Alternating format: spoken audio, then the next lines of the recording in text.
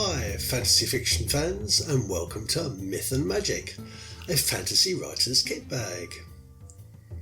I'm fantasy writer Neil Mack, the author of Moondog and the Reed Leopard, and I want to share my love of folklore, local history and nature mythology with writers and creatives like you on my regular podcasts.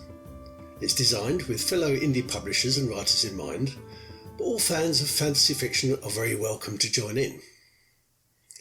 In my fantasy writer's kit bag, writers, artists and creatives will find lots of ideas and discussion about things such as potions, dark arts, fabulous creatures, folktale studies, nature lore, and the interesting history behind the myth and magic that underpins our understanding of the fictional universe.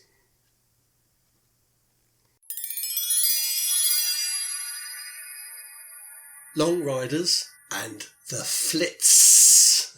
The long game I'm going to talk about now is adhering to the long-term plan or projecting long-term goals and then meeting those goals without deviation, or implementing strategies today that will see long-term benefits in the distant future.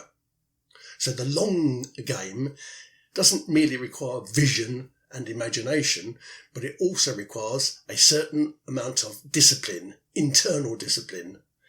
A person might play the long game when it comes to maintaining their health, for example, or building relationships, or developing creativity, or business strategy, or long-term educational benefits, or financial planning. And it's about thinking about the future, usually being imaginative about the future, and then being deliberate about what you need to do to get there, and above all, being patient. And it's not easy to be deliberate and intentional and wise.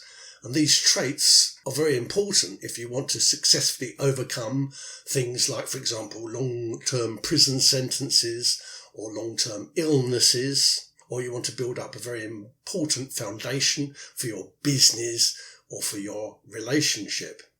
Long game practitioners could be described as long riders. Well, I'm going to describe them as long riders, and I borrowed the term from the Pinkerton agents, who used to track down the Wild West outlaws, people like Jesse James and the Reno Gang and the Wild Bunch. They used to track them down over long distances, over long periods of time. They had long-term strategies. They wouldn't get worn down. I always remember Butch Cassidy and the Sundance Kid looking over, and the Pinkertons were still on their trail. It was about a month after they'd been running from them. And I remember the kid saying, "Who are those guys?" "They are the long riders." The Old Norse god Odin, in his guise as the wanderer Woden, or Wotan, W-O-D-E-N, wanders the earth, and he rides across the night sky and into the underworld for all eternity on his horse. So he walks around the planet holding a staff, and he's got a long white beard and a pointy hat, and a brim of his hat just goes over one eye, and he's an old man. That's his wanderer Wotan guise. Or he rides across the sky on Sleipnir. His horse is named Sleipnir, which incidentally has 8 legs, perhaps in anticipation of all of the long riding he'll have to do. And incidentally, the English name of the weekday Wednesday is derived from the Old English Vodensdag, which means the day of Woden. And it's fitting that he lends his name, I think, to the hump day, midway in the long haul of a very tough week. Several characters from J.R.R. Tolkien's fiction were inspired by this Woden character. The appearance of the magician Gandalf was especially inspired by this incessant wandering individual. And I've just mentioned, didn't I, the pointy hat, the long beard, etc. But it's also Strider, also known as Aragorn, who was the world's greatest tracker and one of the rangers. And Strider demonstrated a long-term and patient commitment to a quest. So that's the long riders. The opposite of long riders are the flits, F-L-I-T-S.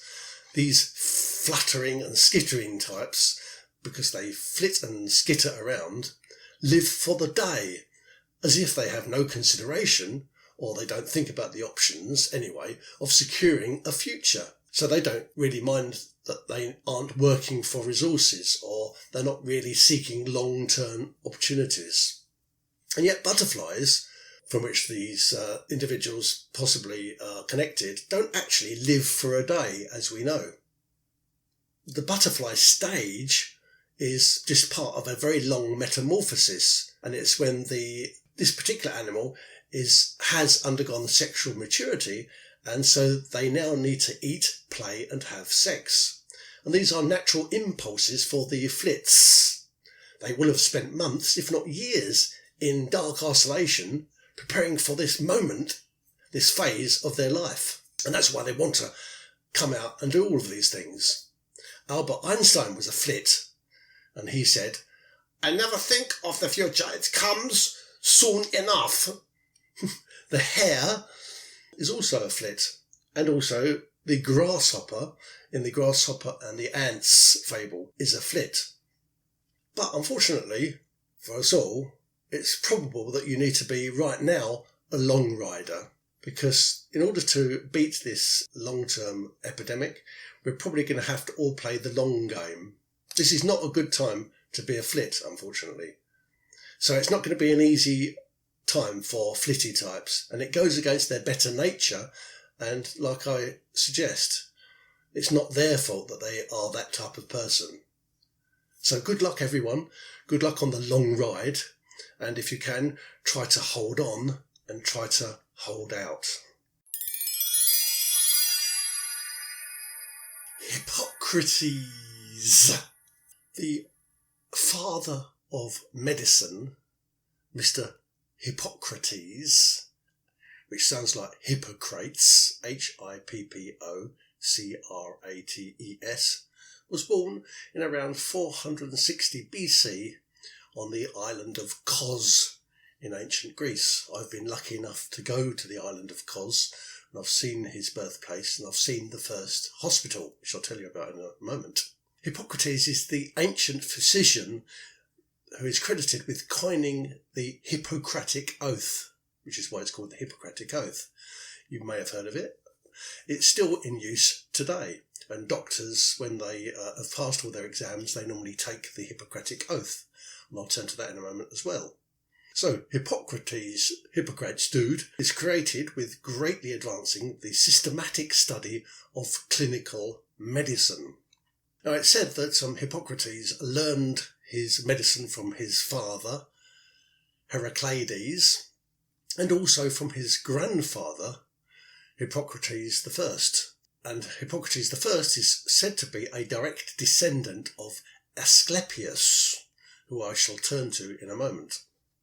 Now, the astounding thing about Hippocrates, the one we're talking about, Hippocrates dude, the thing that really makes him stand out is that he had the gall to suggest that disease wasn't caused by superstition, and it wasn't caused by a grumpy god, but it had an entirely natural origin. He separated the discipline of medicine from the supernatural instinct of religion, and he argued that disease was not some kind of punishment that had been inflicted by a supernatural entity. And this was a big thing at the time, because myth and magic was widespread, and it was not only commonly believed, but it was the only set of beliefs. It was the only belief system that anybody had. So for him to suggest otherwise not only risked political and also social damnation, but it risked his life. Another important concept in Hippocratic medicine was that of a crisis. And the crisis is the point in the progression of a disease when it will either triumph, in which case the patient will succumb, or the opposite will happen, and by some natural processes the patient's recovery will begin. But there's a tipping point, and that tipping point is the crisis. And one of the strengths of Hippocratic medicine was the emphasis that he placed on medical prognosis. Once again, it had never been done before until he came up with the concept. It's about trying to predict the likely or the expected development of the disease and when it reaches that crisis point. And I've been thinking about Hippocrates over the last week or so, because we're all talking about, have we reached the plateau in this epidemic?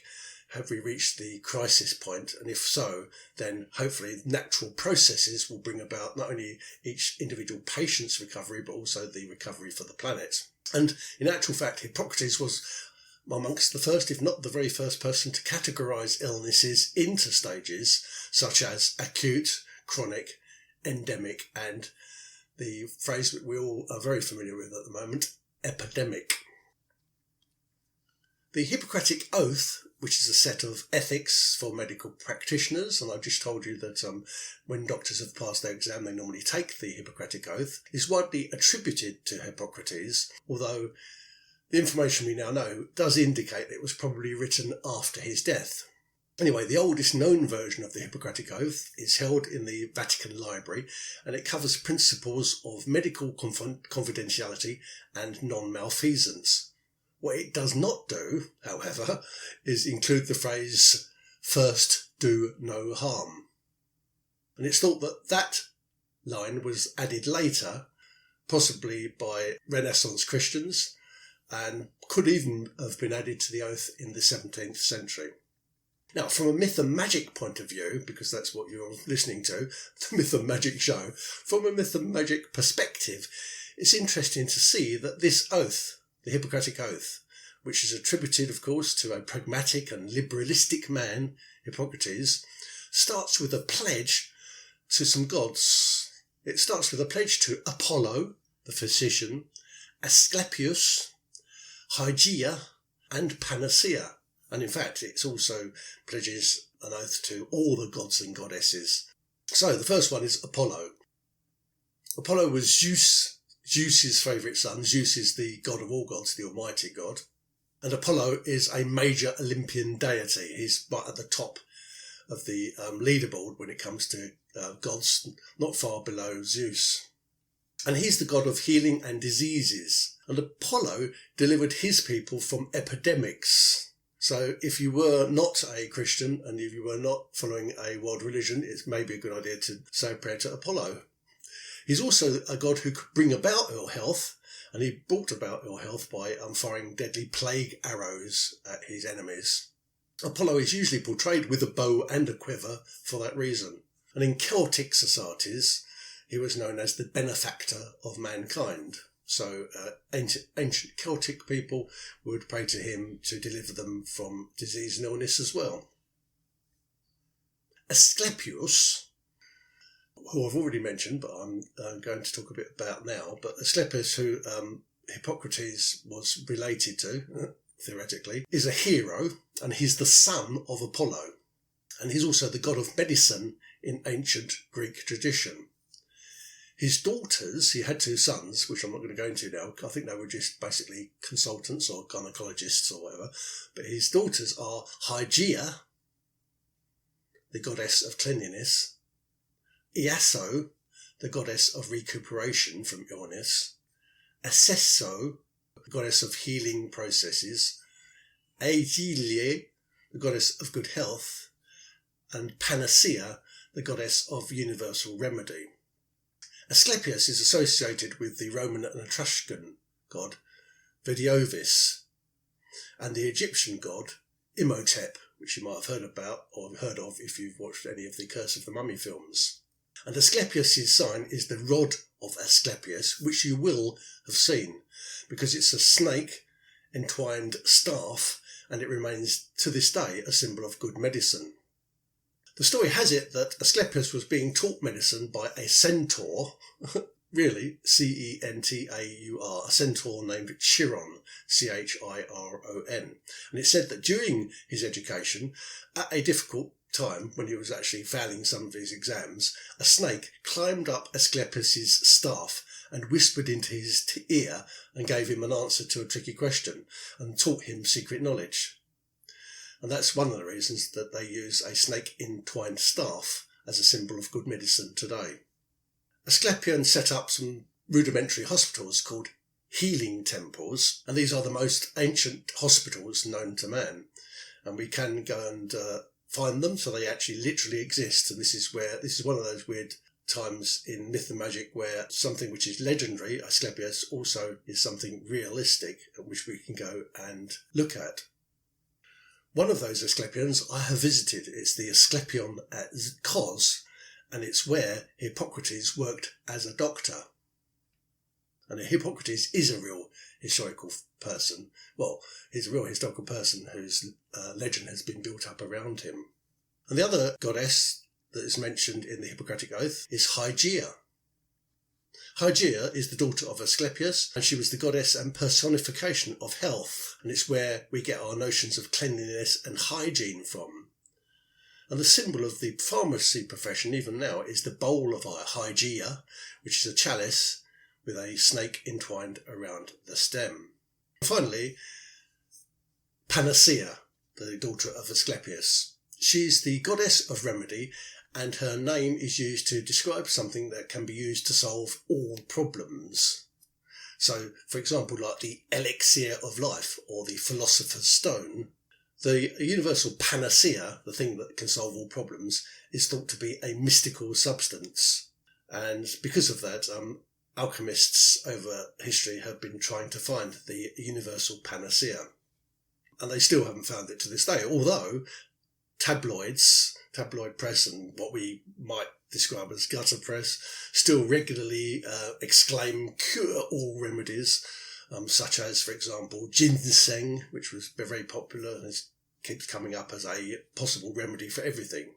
But there are other examples of panaceas, and some may not come to you straight away, and some you might think, of course, yeah, a panacea is an apple a day. An apple a day keeps the doctor away. A panacea doesn't necessarily have to even be drugs or medicine, or even foodstuffs like apples. It could be exercise every day, or do yoga every day, or breathe properly, or detoxing. In bringing something like that into your life is considered to be a universal panacea. Who was Hippocrates? Well, he was a very important person, and maybe we should listen to some of the stuff that he was teaching.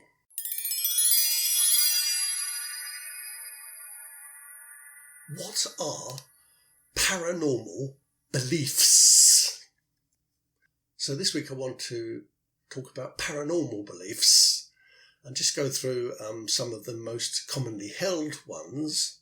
And then after I've done that, and after I've talked about the definition of paranormal, I will give you a list of my plausible and persuasive paranormal beliefs, and you can use them if you wish, and also try your luck at creating your own ones, because that's what you are. You're a fantasy fiction writer, and that's the things we do.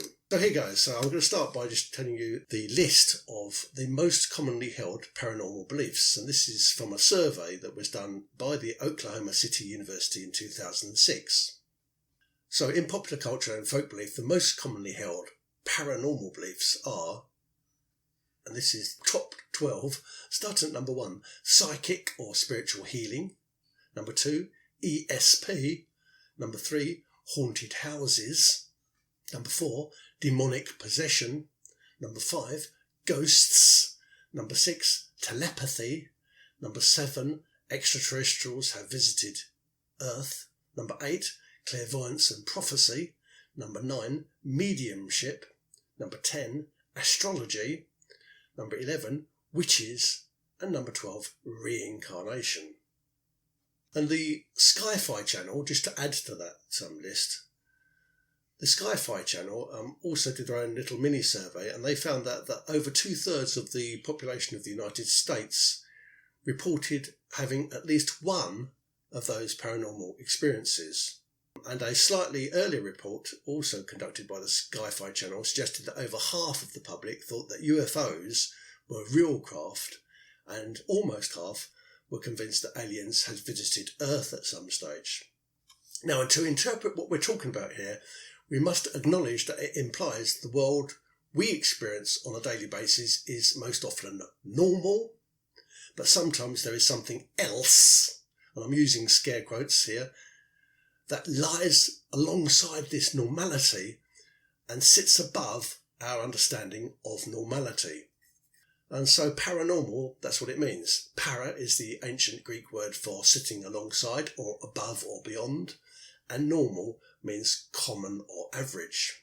For the most part, these things overlap or embed themselves into our common everyday experiences, or they are byproducts of some scientific fact that's not yet explained, or they are created in popular minds to justify an unpleasant or an unreasonable event, or they help to explain, or they become substitutes for an explanation for some challenging aspect of science. Now, if you go through the list again, and I'll put it on my show notes, and the show notes are at neilmach, neilmach.me, you'll see that the most common truths are also those paranormal events that will happen to most of us. It means that most of us have either experienced the paranormal thing that's mentioned, or at least we know somebody who has sworn to us that they have experienced it. So I'll just go through the list again in that way. We have all experienced an inexplicable recovery from illness, perhaps through prayer. We have all experienced intuition. We all feel uncomfortable in a scary house. We have all seen someone go crazy. We have all seen something that we cannot explain. We all think of someone, and we've all gone through this. We've been thinking of somebody and then they call us on the phone, or they just turn the corner in front of us. We've all seen shapes in the sky which resemble other shapes. We've all experienced a feeling of déjà vu. We all sense that something or someone is missing and they're trying to get in touch with us. We've all experienced astrology, that, like star charts, that seems to be eerily accurate. We've all seen a person that we would describe later as a witch. And we all hope that the end of our physical life is not the end of our spiritual life. So it's all very well poo-pooing paranormal beliefs, but we've all been through that list. Your job as a creative writer, though, is to mix things up a bit. And your job also is not to rely on stale tropes and cliches. So what I've done is I've put on my show notes at neilmach.me a list of the most commonly held paranormal beliefs, and I've added some more to the top 12. I'll put a big list down, and then I'll leave you to do this yourself. But what I've done is I've, using that list of plausible and persuasive paranormal beliefs, I've mixed them up a bit and created my own. These you can use yourself if you want, and they sound convincingly scientific, but I must warn you that they were formulated by me out of my own head, and I haven't tested them yet. I've put them into a story, so I don't know how valid they're going to be until they're tested, but I probably will use one or more in a story at some stage. And I think it's best if you try to manufacture your own using my list of plausible and persuasive paranormal beliefs. But here's my list of newfound plausible and persuasive paranormal persuasions. Number 1, orbit transmutation. This is the ability to teleport using naturally found electronic waves. Number 2, product sculpturing. This is the ability to alter an item's solid reality but using magical ritual. Number 3, the sensate telepathy. This is the ability to communicate telepathically with plants. Then, espro projection.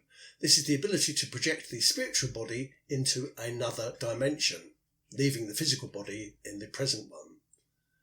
Then, ancultivation. This is protecting farm animals or pets using magical bracelets and protective magical collars. Conscatics. This is working on calculations but using your inner eye to gain higher consciousness. Yantra rhythms, Y-A-N-T-R-A.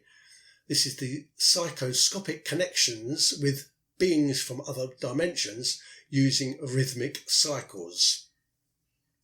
Precognitive incarnating. This is clairsentience using sophisticated electronic equipment. Surgical intervention. This is using magical crystals as a means of performing psychic surgery. Forebode divination. This is to physically experience something bad will happen in the future by being in exactly the right place at the right time. Deterioration inductance. This is a technique to retrieve memories using electrosensitive devices. Medelectric consumption. This is gaining vital restorative energy from another by the laying of hands. Corchilocus engines. These are energy reactors that bring L-spatial monsters into I dimension. L-spatial monsters is monsters which are in another space or dimension. Schizomorphic fieldism. This is the belief that the course of future events may be altered if you tap into a hive of collective unconscious minds. Fundousing. This is the belief that you can tap into psychic energy to gain financial advantage. Chomorospherical fielding. This is tapping into vital energy fields at distinct phases of the moon. And finally, chondrolobite trace sloping. This is the ability that you can connect with or to paranormal entities when you go to a specific place on the Earth's natural energy alignments.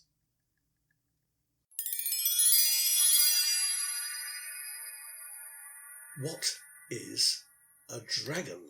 The odd thing about dragons is that they're found across most, if not all, cultures.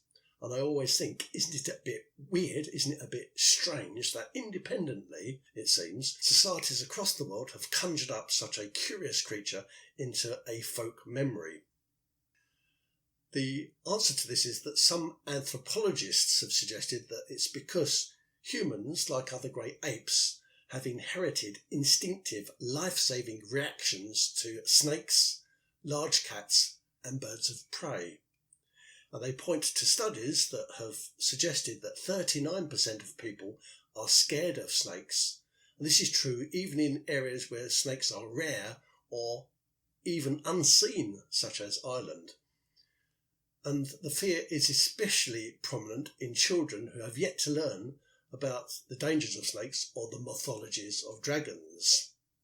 I would like to add to that dragons are said to lurk in wet caves and in bottomless pools, on wild mountains, or in deep seas, or in haunted forests. And all these places would be treacherous for one of our early human ancestors, and certainly our children today, to visit. So tales that are told of dragons who live in places like that serve as a useful public service announcement, if you like, that raises awareness about the dangers of accidentally wandering into dodgy areas, because dodgy areas are known to be the territory of the dragon. Figuratively, this type of health and safety propaganda could also be extended by the authorities, perhaps by the church authorities, if you like, to include warnings to general society about wandering unwisely into any place, whether it's physical or whether it's metaphysical, which is the territory of dragons. So, for example, don't wander into temptation, don't wander into heresy, don't wander into iniquity, because these are the domains of the dragon. But in China, the dragon is closely associated with rain, and in fact their word for dragon, which I'm not going to attempt, their word for dragon is onomatopoeic for the sound of thunder. So in East Asia, the creature is usually considered as a benevolent symbol of fertility because it becomes associated with delivering water from heavens. And thus, thunderbolts and lightning too are connected with the dragon. And so I wonder whether this is why we thought they can fly and they can bring fire. And this link with thunderstorms could also explain why the ancient Greeks thought that some of their dragon monsters, not all, but some, such as Typhon, could breathe fire. There's also a reasonable theory that when an early society found a fossil remains of a large prehistoric animal, they understandably thought that they discovered a dragon bone. And in China, a region which is quite famous for large fossil dinosaurs, and fossils of big prehistoric creatures are common, these remains are frequently identified as dragon bones.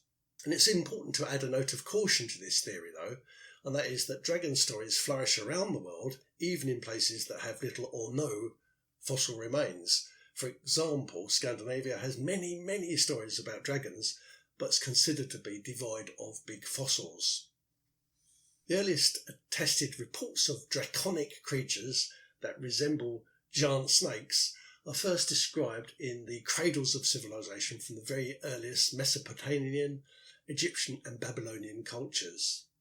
The Leviathan of the Hebrew Bible, which is in the book of Job, is said to be the memory of a Lotan, Lotan, which is a coiled, mighty and wriggling primeval monster that was defeated by the sky god Baal, B-A-A-L, also known as Hadad. But there are other world serpent narratives that include some kind of Zeus deity. For example, Indra slaying Vrutra, who is a semi-god serpent who came up from an enchanted underworld. And these appear in comparative mythologies across the globe. In the West, the popular image of a dragon is based on a merging of these two earlier dragon mythologies, and it juxtaposes traditions and perhaps also adds into the equation some poorly deciphered pictographic records of plain ordinary snakes. In Western cultures, dragons are portrayed as monsters, and they must be tamed or overcome so that peace can be brought to the world. The vanquishing and eradication is usually performed by a special wonder worker. Normally the wonder worker is holy, or an honourable or semi-divine person, or a extraordinarily gifted defender-protector person that we might call a cult hero. For example, in the popular legend, St. George and the Dragon, St. George is a defender, a protector and a semi-divine person. Dragon traits are usually believed to be a synthesis of recognising that certain reptilian features are also shared by birds and by big cats. Scholars have held that migrating crocodiles bear an approximate likeness to this type of creature, especially when they are confronted inside a forested or a swampy area. So it's probably the template for our modern dragon imagery. And this proposition also suits the words Draco, D-R-A-C-O, and Drakon, D-R-A-K-O-N, that are the ancient words that mean large serpent or large sea serpent, and this is where the word dragon originates. Crocodiles, by the way, are apex predators, and they're found across the world, and although they're semi-aquatic, that means they can come onto land if they want, and they will take prey on land, they tend to congregate in fresh water, but, and this is the important thing, they will take to brackish water or even salt water to hunt in certain times. Some crocodiles, and especially the Nile crocodile, is particularly aggressive. By the medieval period, our notion of a recognisable Western dragon started to appear in manuscripts. This type of dragon was often depicted with wings and a long tail, and was envisioned as an avaricious and ravening beast, and it was thought to abide in underground lairs and in the darkest of caves. It's about this period, and I'm talking about the mid-13th century, that the beast became associated with Satan and all his empty promises. And this was triggered by the last book in the Holy Bible, the Book of Revelation. Though the famous fable of St. George and the Dragon, which is a story that has noticeable pre-Christian origins, might be as early as the 6th century AD, it was popularised in Western church traditions in the 13th century and became much more fashionable in the late Middle Ages and the Renaissance periods, and that's because of its chivalric symbolism. Basically, the concept is that there were three noble horsemen, Theodore, George and Demetrius, three guys who incidentally are seamlessly associated with the iconography of much earlier Thracian riders, and I'm talking about a story which goes back to at least 300 BC, possibly longer than that. And it's a story about, by the way, the world's first hero cult.